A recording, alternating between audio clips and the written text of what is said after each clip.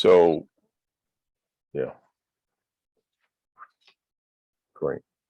Good evening and welcome to the Ad-Hoc Committee of the Affordable Housing Committee of the Norwalk Common Council. Meeting starting at 6:10 p.m. We have on the call with us members of the Ad-Hoc Committee, Councilmember Jen McMurr, Councilmember Brian Meeks, Councilmember Nora Najelski-Eitner, and myself, Greg Burnett. We also have on the call attorney Darren Callahan, and from Planning and Zoning Department Principal Planner Brian Baker. Moving on to the next item in the agenda, which is public participation. Brian, do we have anyone from the public that has their hand raised that wishes to speak? You do, and Miss Loricella. Okay. Hello, Diane. You can unmute yourself, and if you would like to share information with the committee. Hi, good evening. You can hear me? Yes? Yes, we can. Okay, I know you cannot see me yet. All right. For the record, Diane Loricella. I know later in the evening, you are going to be speaking with Brian Baker from Planning and Zoning about the efforts after the Planning and Zoning Commission decided to opt out. You're going to be speaking about the planning and zoning regulations or amendments that will adopt much of what the state regulation, I think it's 21-29, had offered to our cities and towns. I just had some very brief things I'd like the council to take a look at, including Mr. Baker and Mr. Callahan as well. One of the things I've been doing is speaking with a lot of people about affordable housing. I myself am in need of more affordable housing, truly affordable housing. So I'm coming at this from a pro-homes advocacy theory. The way it stands now, as you're going to be going through the proposed amended regulations, I would like this committee to think about some additional ways of handling truly affordable housing. The first thing is that the purpose of this, I very much appreciate the beginning of the regulation that embraces the recognition of the need for more affordable housing options. But then when I looked through, because as we know, the devil, they say, is in the details, I found some of the proposed regulatory measures to be highly restrictive, and it will undo the purpose. It will be the opposite of creating more affordable housing options. Mr. Baker will explain to you all that it's only since 1984, and I thank him very much for being willing to be transparent about this, only around 260 or 270 applications or permits have ever been given for attached accessory dwelling units. Well, there's a reason for that. It's because some of the regulations are too restrictive. Instead of having a more, not liberal, but a more reasonable measures, we have a lot of illegal apartments, especially in the Golden Hill area, all over the city. So as an effort to this is one tool in the toolbox. So I ask that you ask and push back. Currently, the city staff are proposing a 700 square foot maximum. As you know, in the state regulation, they had held 1,000. Initially, this was proposed by the staff to the commission of 600 square feet. At that meeting of the commission, I said that is far too small for if you are truly looking for senior housing. Most seniors have acquired some antiques, books, So 600 square feet, I think is just not enough. What is the sweet spot? I'm proposing 850 square feet. Currently, because of some pushback, the staff is proposing 700 square feet. I think that is still too small. There's also a reference to the type of construction that could take place. Much of this is just rehashing some old-fashioned architectural construction theories. As you know, many of you know, I'm on the Connecticut Green Building Council. Unless it's been changed, and I must confess I haven't seen the change yet. I'm sorry, Diane, can you bring your comments to a close? You're coming up Sure. on 4 minutes. Okay, sure, I'll close. The prefab, not allowing prefab houses or any houses on wheels is not embracing modern architecture. Tiny homes can be built off-site, put on wheels, and dragged and set in place. We have to become modern if we truly want to have and embrace the alternatives. I'd also lastly just want this committee to very much ask that there be a guarantee set aside for at least 50% of the attached and detached homes to be truly affordable, because we don't want people to be having expensive luxury ADUs or accessory dwelling units. So please also look at AARP. They have a lot of study about accessory dwelling units, both detached and attached. Thank you for your time. Thank you, Diane. Is there anyone else from the public that has a hand raised that wishes to speak? See, there's a Darlene on the call, Greg. I want to see if that's Darlene Young. You can admit her as a panelist.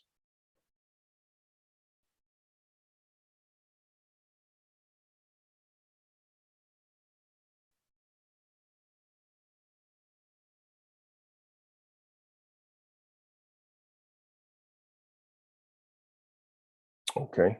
Darlene, is that you? Darlene Young? Hello? Okay. Let the record show that Council Member Diana Revolus has joined the meeting. And haven't heard, I hope that's Darlene Young. Council Member Darlene Young has also joined. Is there any correspondence that any member of the ad hoc committee has received related to affordable housing, which they wish to share at this point? Okay, if not, we'll move on. We'll close public participation. Item 4 is the approval of the minutes from June 22nd, 2022. Michelle had distributed those minutes. Do we have a motion to approve the minutes? Councilmember Jen McMurray, thank you. Any additions, deletions, or changes? Okay, hearing, seeing none. All those in favor, show by a sign of aye or raising of your hand. Okay, thank you. And one abstention, Councilmember Brian Meeks, thank you.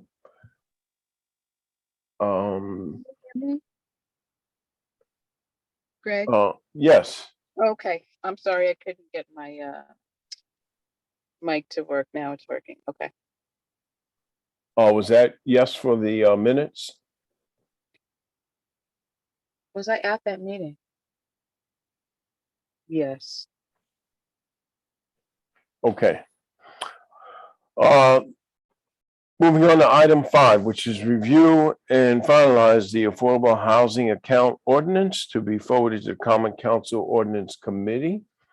We can have discussion first, because I think it's important that we're on the same page before we call for the vote. And we have Attorney Callahan on the call with us. And I sent the clean version of the most current ordinance to everyone this afternoon. So hopefully it's at the top of your list and you were able to take a look at it for a second time if necessary. So at this point, since the last meeting, Nora and Attorney Callahan worked on adding additional verbiage to the preamble. And we distributed that information. So at this time, does anyone have any questions about the current version that was presented to them? Questions, thoughts, changes, etc.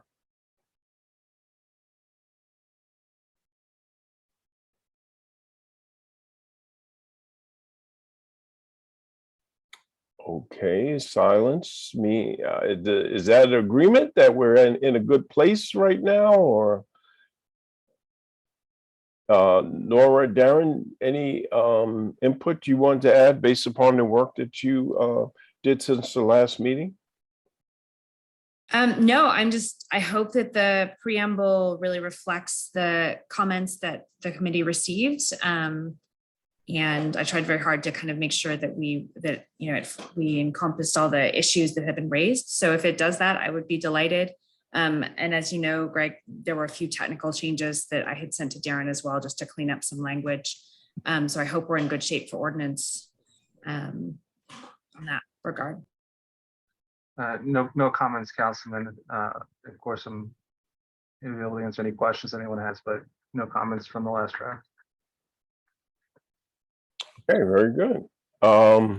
So with that, I will then accept a call for a motion to approve the presented affordable housing account ordinance to be forwarded to the Common Council Ordinance Committee. All those, do we have a motion on that item? Councilmember Jen McMurray, thank you. All those in favor, so by either a verbal yes or raising of your hand. And I see 4, Darlene and Diane. Although you guys Okay. know I'm kind of skimming it. And Darlene. I'm gonna abstain. Okay, so we have 5 yeses and 1 abstention. So we will now move this ordinance to the draft ordinance to the ordinance committee. And just so that you're aware, as the ordinance committee goes through their further vetting and ordinance process, there'll be opportunity for more input and dialogue. There'll be a public hearing before it moves to the full council for final approval. So more opportunities, but this was a key step in terms of getting the ordinance in position to move forward to the ordinance committee. So I thank you for everyone's input. And again, there'll be additional opportunities if need be for any additional changes. So with that, we'll move on to item 6, which is discussion and update on the ADUs, accessible dwelling units. Brian Baker, who's the principal planner from Planning and Zoning, will give us an update on that. And before Brian starts, I did want to mention, I did forward to everyone the CCM webinar that was hosted by AARP on affordable ADUs.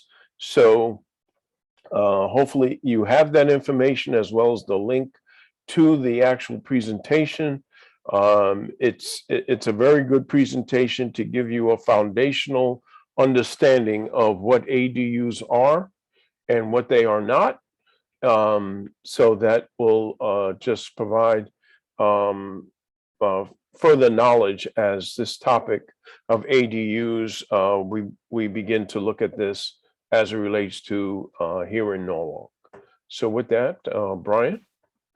Sure. Good evening, council members. So for the ADUs, I guess it kind of depends on where you want to start. If you want to start with the state passing the legislation, Public Act 21-29. Right. They did that last June. So June 10th of 2021, they passed some new legislation which impacts your zoning regulations. The biggest change being that ADUs should be allowed or must be allowed as of right in detached structures on single family properties. So with that, they put some other stipulations on what you cannot prohibit. A couple of the things that we were a little concerned about. So what we had suggested is opting out of the legislation and writing our own legislation, our own zoning regulations, kind of in keeping in the spirit of what the state is looking to accomplish by adding more housing units and making ADUs a more viable housing option for young families and some of our older people. So with that, we drafted up some proposed language. So this is at, I can share screen.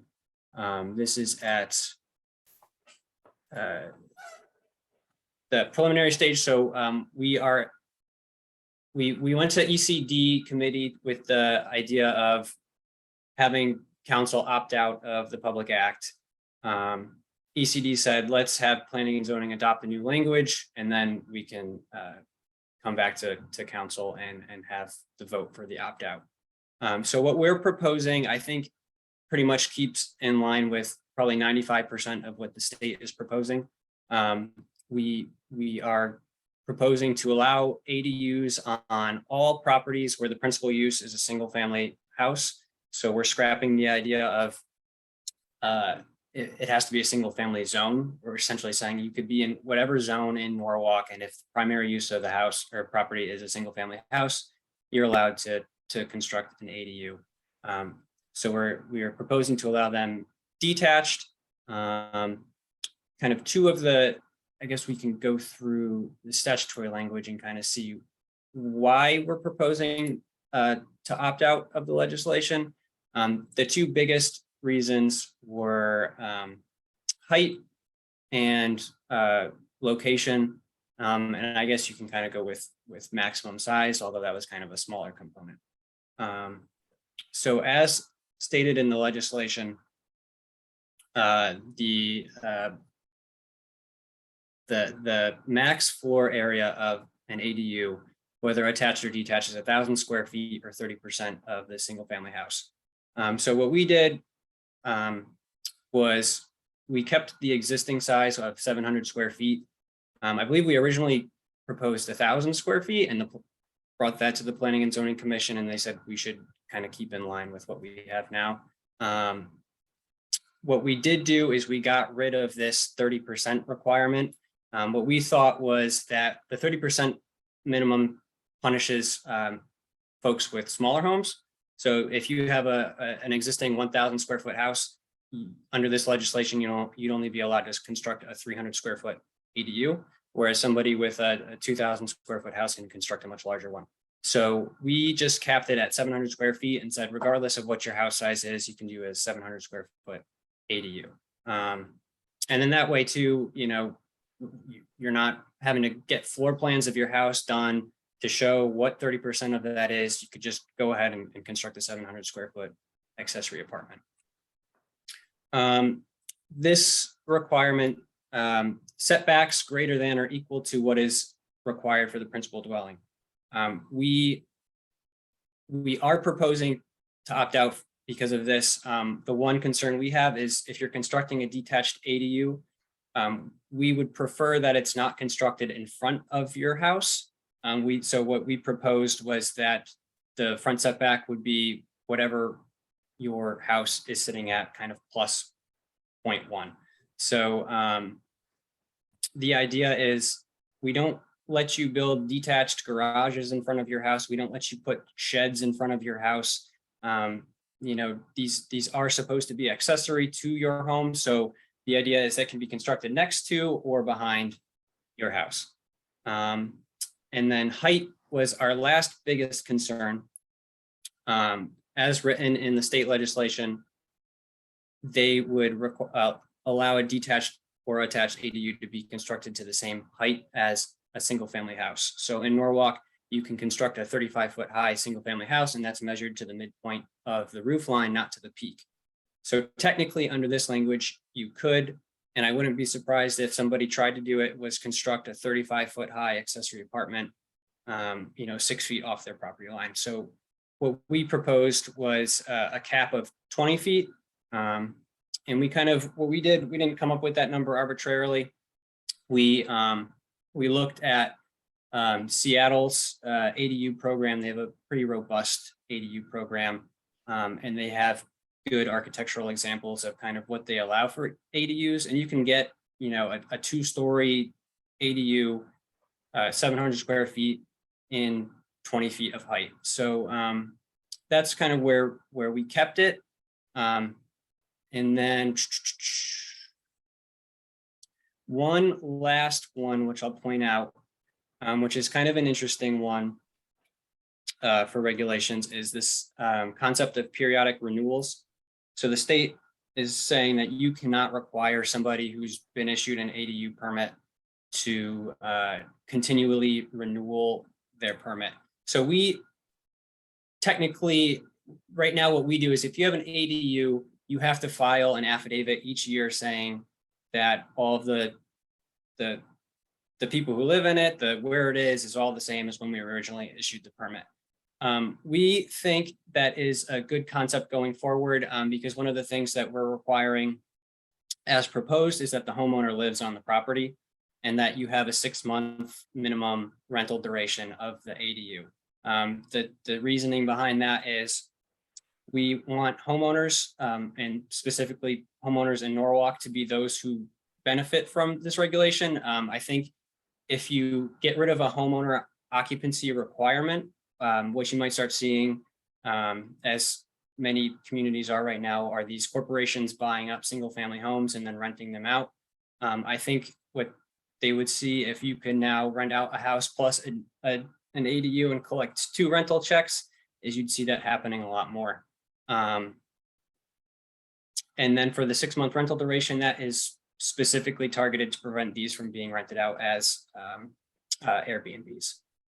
So that's kind of our reasoning for opting out. We completely agree that detached ADUs are a good idea. It's something that probably should have happened a long time ago. You know, as Ms. Lauricella stated, these regulations for ADUs were originally implemented in 1984, and we've only essentially have 259 permits issued for ADUs. And I think that's specifically because they have to be attached and there's a lot of limitations as currently written that really prevent people from actually building these.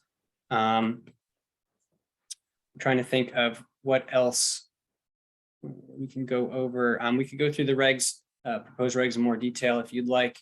Ms. Lauricella did say that manufactured homes or prefabs weren't allowed. We did revise that to remove that. Sure, Mr. Burnett. Yes, Brian, thank you. I did have a question related to the 700 feet. Sure. How did you arrive at that? And what was the rationale to come to conclusion about the 700 feet versus 800, 900, 850, et cetera? Sure. So, I mean, the main reason behind the 700 was that's what we currently require or allow. So you can currently have an attached ADU that's 700 square feet in size. So we kept that standard in place. I don't think, you know, if you're kind of deciding between 700, 800, 850, 900, you know, I really think that the biggest deterrent of anyone constructing these right now is that they have to be attached to your home.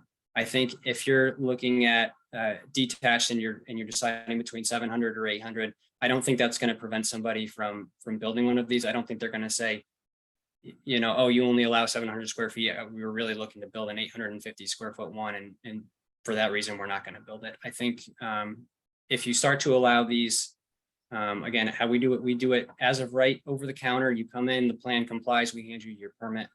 I think if 700 is a fair number, and you know, if we're you know a few years down the line and nobody's building these, and we start to say, all right, what can we change? I think increasing the square footage is easy enough to do. Great, thank you. You're welcome. So, Greg, I have a question. So Sure. just so that I get a better understanding, so what would ADU units look like in some of these very tight properties here in South Norwalk? Could they Sure. convert a garage into something like that? Yeah, so we did put language in there. So if you were starting from scratch, saying you wanted to construct a new one, we put a minimum setback of 10 feet from your property lines. And if you're 10 feet off your property lines, then the max height, I'll pull it up, it's probably easier if you can read it other than me saying it. So if you're 10 feet off your property line, then it could be 15 feet high. Once you get to 20 feet off your property line, it could be 20 feet high. So I think what you'll start seeing in some of the tighter, closer together homes is you'll probably see, if anyone's constructing them detached, they'll probably be the 15 feet high. And then as far as setbacks, again, we put a 10-foot minimum across the board. So whether you're in West Norwalk, East Norwalk, South Norwalk, wherever you are, 10 feet is the minimum setback. Thank you. You're welcome. Council Member Nora Najelski-Eichner. Thank you, Councilmember Burnett, and thank you very much, Mr. Baker, for coming to speak to us about this. So I have a couple of questions, and maybe just starting with stepping back a sec. Was the department able to ask anyone, or I know that it's hard to conduct a survey in the negative, but did you get feedback from anyone as to why they were not constructing these ADUs, or have you spoken to anyone who has an illegal one who has explained why they didn't go through the process to get it approved legally? So we didn't talk to anyone about if they had illegal ones, why you didn't get a permit. I mean, the assumption is usually they did the work without permits because they wanted one, and I would assume they looked at the regs and said, well, it's not going to work with how limiting our existing regs are. I think, if you were to look at our existing ADU regulations that are on the books today, they are extremely limiting as far as how big it can be, where it can be located, and then a lot of other things, which I think are restrictive, too restrictive. If you don't have the minimum frontage required for your zone, the regulations say you can't have an ADU. So if you're in a B zone lot and you have 49 feet of frontage instead of 50, the regulations say you can't have an attached ADU. They say if you're in a B zone and you have the minimum lot size required for a house, but you don't have an additional, I think it's 1,200 square feet, you can't have an ADU. So it's kind of these additional restrictions that are they really, I think, are the biggest limiting factors as far as why no one is building these. And again, I think a lot of people looking at storage space, you might not have an attic or basement to convert to an ADU because you need it to store stuff. That takes up it's a lot of space in your home, and you might not have the ability to do that. Okay, that's helpful. And I do think that I really hope that the department will do some advertising, after these regulations are passed, tell people understand that this is now sort of, as you say, an over-the-counter permit or an as of right, because I think for folks who have for a very long time been aware of these restrictions or have not pursued this because of these restrictions, I think some advertising campaign would be helpful. I think people are used to having barriers put in place from planning and zoning, that it would be helpful to advertise to them that you're trying to move away from. As to the other issues, that have sort of led to this being, rejecting the state law and wanting to do our own version. I will admit that I find the 700 square feet arbitrary and not particularly compelling. Having spent many years living in New York City, I'm very comfortable with the living in small spaces. But I think that 700 square feet would be tight for, even a mother and child, which would be, to my mind, sort of an obvious, or two adults, two retired adults wanting to live. again, if the purpose is to try to incentivize folks to build these things, going for a square footage, limiting it to a square footage that you've heard feedback from the public is too small, seems to me sort of self-defeating.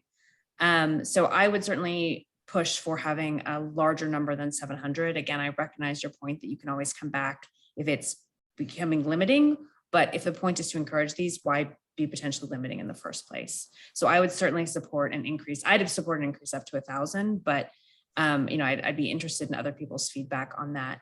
And similarly, I'm a little bit, I do understand the thinking around the front siting, but to my mind, this is an issue of, different lots can be different ways. Most people, in the way their lots are built, have the majority of their space behind their house. And so that's logically where they're going to build an ADU. If, however, your house is built on your parcel such that the larger portion of your available space is in front of your house, if the ADU is built to be attractive, as one presumes that it would be, I don't really see what the difficulty is with having them located in the front. I mean, I do understand why you might not want to encourage sheds, which implies a level of sort of poor construction in people's front yards. But if you're constructing something that is going to meet building code standard, people are going to be able to live in. If the lot is in such a way that the larger available space is in front, I don't really understand what the objection would be to allowing that. So again, I want to join you in urging to make it as simple as possible for people to construct these if this is something that they're interested in doing, and not putting arbitrary restrictions in that aren't really necessary to the purpose. To my mind, would open it up further, would encourage more people to do so. Yeah, I think, even like the state, a lot of zoning honestly is relatively arbitrary. I think, when even the state legislation, 1,000 square feet or 30% of your home, those numbers, they're kind of just pulled out of thin air at the end of the day. So I don't have I'm not attached to 700 square feet as a maximum size. I think that was what the Planning and Zoning Commission kind of indicated as being comfortable, but obviously is something that we can evaluate and revise as they're going through the public hearing process, especially if a lot of people are coming to the hearing and saying 700 is too small. What do you think about going up to a higher number? With the front setback, and then I just wanted, so included in the 700. So I think one of the barriers to that, I think how we proposed it that we're lifting is with the 700 cap, you're not limited to the 30% of your home. So really the only people who are being impacted by a 700 square foot cap are people with homes that are 2,300 square feet up to 3,300 square feet. So those would be the only folks who could take advantage of the additional 300 square feet that the state bill had allowed for. So anyone, 2,300 square feet or less are actually getting a bump up from what they would be allowed. So, I guess it kind of depends on how you look at it. But again, I think raising the minimum size is a fair point. And then with location, I think the thought is, and generally when like in urban planning, you're looking at, you put the primary use is usually the focus of the property. It's usually closest to the street. It takes up the majority of the width. It's generally what we were aiming to keep with this regulation. I think if you're in a situation where your house is set back further than the minimum required, and that's the best spot for you to put an ADU, we give you the option to attach it to your house, and then it can be constructed in front of the house, and then it can be constructed to the 35-foot high minimum. It's still limited to the maximum square footage, but that's kind of would be the option for you. Whatever minimum attachment it has to be, it just has to share a wall. So that, you're not prohibited. I don't think it's, preventing those people from constructing. It might be preventing them from constructing the detached one that they prefer, but they do have an option. They're not out of luck.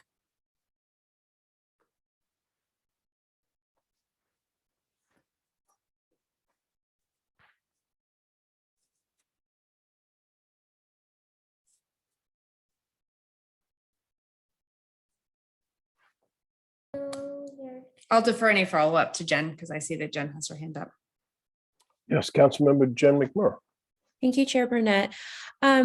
So I would like to agree with Nora on this point about the size. I haven't had a lot of feedback about the ADUs, but since it did come up in economic and community development, there have been a fair amount of constituents reaching out to express their concerns about the size limitation.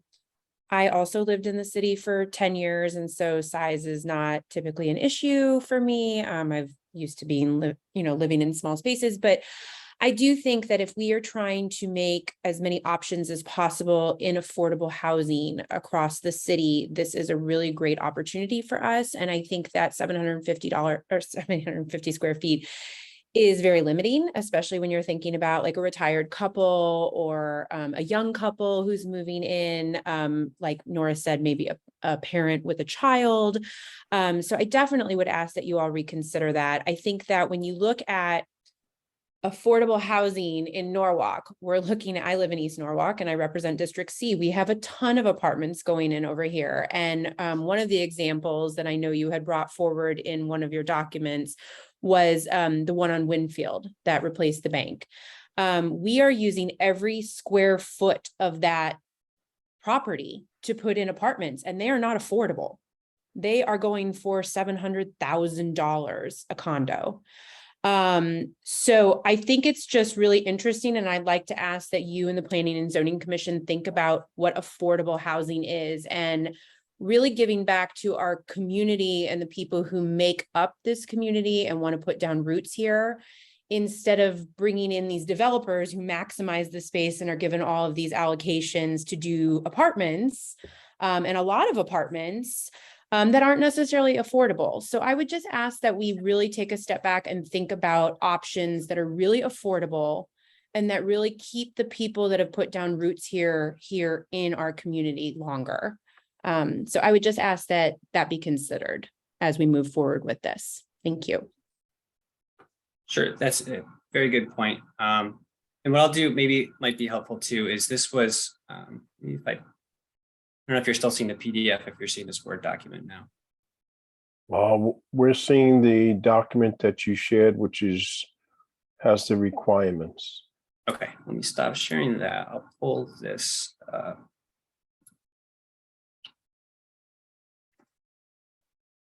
All right, so these are some examples that we were looking at. Again, this is just based on, again, a proposed size of 700 square feet, whether or not that changes. So these are kind of ADUs that would fit the requirements that we have now.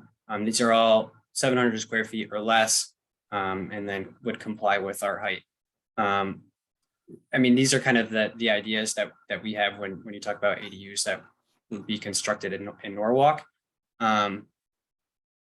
I think, when you 700 square feet, again, if that's the number that sticks or if it gets increased, you can get two stories out of it. I mean, it's 350 square foot, first floor, and then a 350 square feet on the second floor. So you're not, it doesn't have to be just one plot of 700 square feet. Again, obviously subject to change.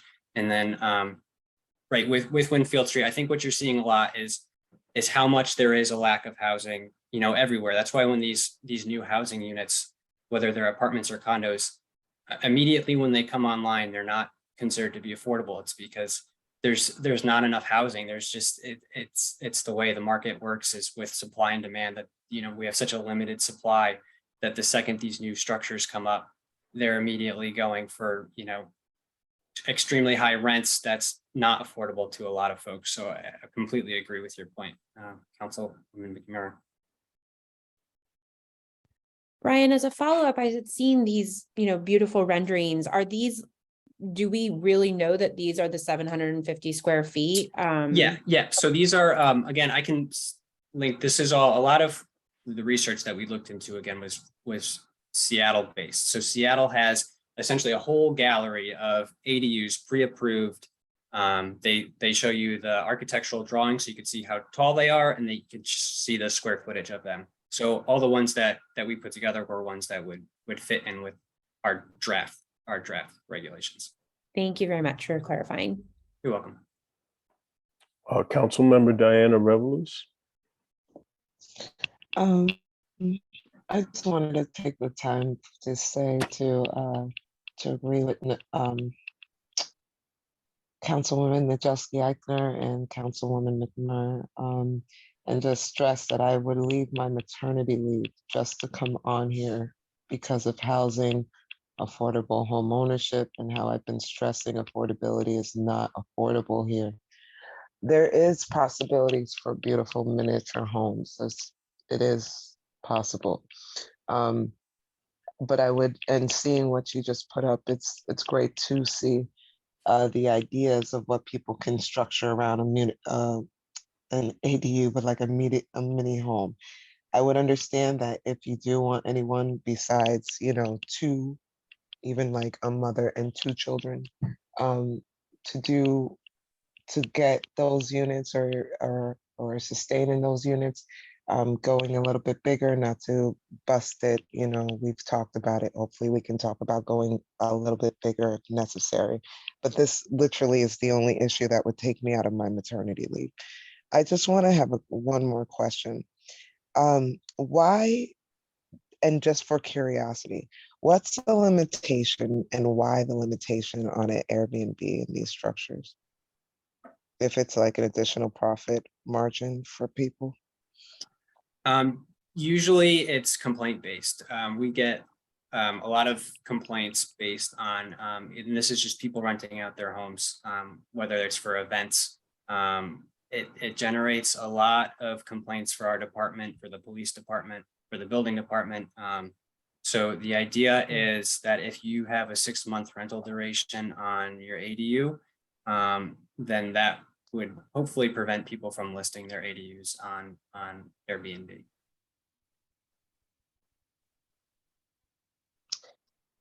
Complaints like? We get noise complaints, neighbors, the people parking where, either not where they're supposed to be, or they take up the street parking, which we understand is obviously everyone has a right to street parking, but generally noise. It's, some people argue that it's not a residential use of a property. You turn it into a business, whether or not that's legitimate or not. And then, Because you could get those same complaints with a resident living there, though. You could get those exact same complaints with a normal resident, like that they're renting 3 months or whatever to, like noise or parking could still be a complaint, can't it? Right. Yep. You're right. So I kind of get it, but I don't.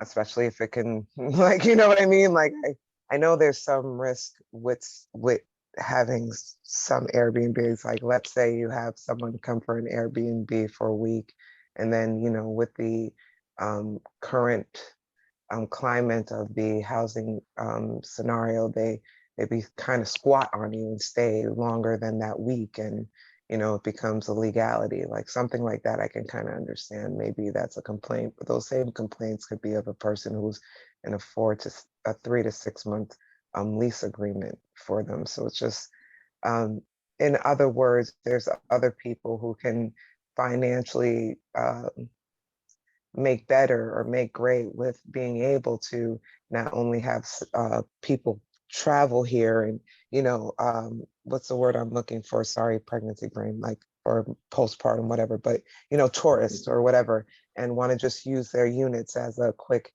Airbnb situation. I think that's also another way to kind of help bring traffic out here, and another additional way of income for people, and it's again, it's another way of ownership, another type of business in a sense. So just wondering if that could possibly be looked at all.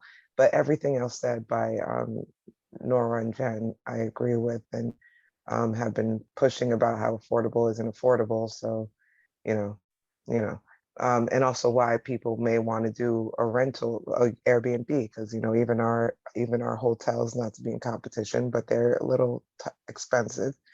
Just something to look at, something to maybe think about as well. Sure. That's all. Okay.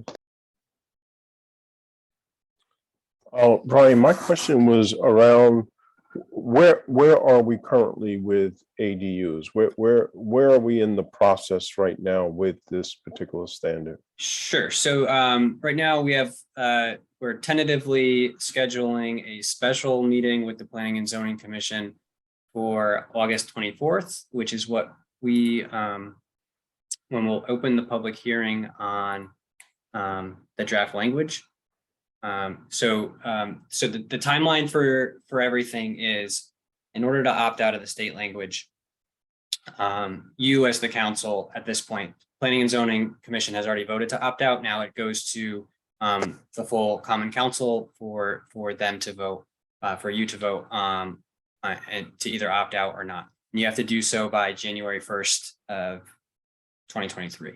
If you either don't vote or you don't vote to opt out, then we're opted in, and we essentially have to take the state's language, and we would use that kind of as a temporary regulation until we would draft our own that would comply with all of the requirements of the state language. So timeline right now is August 24th for a special meeting, public hearing with the Planning and Zoning Commission. They could either vote that night, or they can delay the vote and keep the hearing open, depending on how many people are speaking. And then at which point I would anticipate by October, it would go back to ECD, and then hopefully November to full council.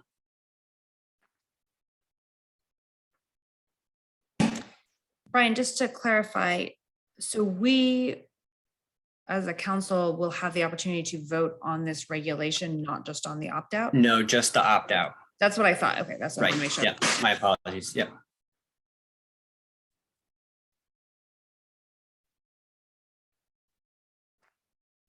Okay. Any other comments or questions on this topic?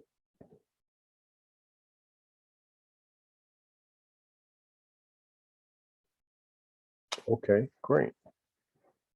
And again, I encourage you to look at the materials from the CCM webinar as a good background and understanding about ADUs as this topic will continue and at some point come before the council where we have to, we'll be making a decision. So thank you, Brian, for this update. And we look forward to August 24th for the public hearing. You're welcome. Yeah. Thank you. Yeah, that will be helpful. Yeah, let your constituents know. The more Right, public, the yeah. better. Yeah, exactly. That's why I was asking for next steps so we can get the word out, and those that have an opinion or just want to get better knowledge about ADUs can attend the meeting. So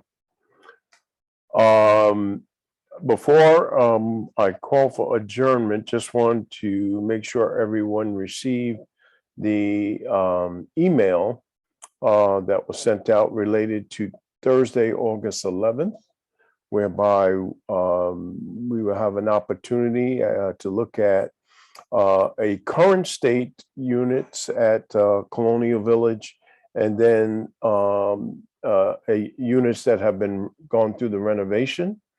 We asked Adam Bavolsky if he could provide that opportunity, which he has. So thank you, Adam. So Thursday, August 11th, 2 o'clock, there will be a ribbon cutting ceremony for the Learning Center garden. And then we'll have the tour at 2:15. So those that are available, please join. And those that are not available, depending on how many, we can always try to schedule a second visit to ensure that everyone on the committee has an opportunity to see the work that's being done at Colonial Village. So with that, motion to adjourn. Motion to adjourn. Thank you. Even during maternity leave, you are able to come through. So thank you. Greg, We congratulations, lost last night Diana. without you. Thank you for joining.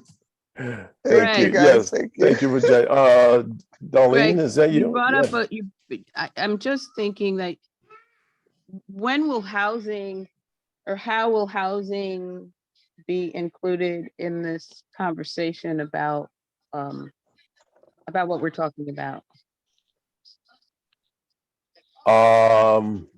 if at all?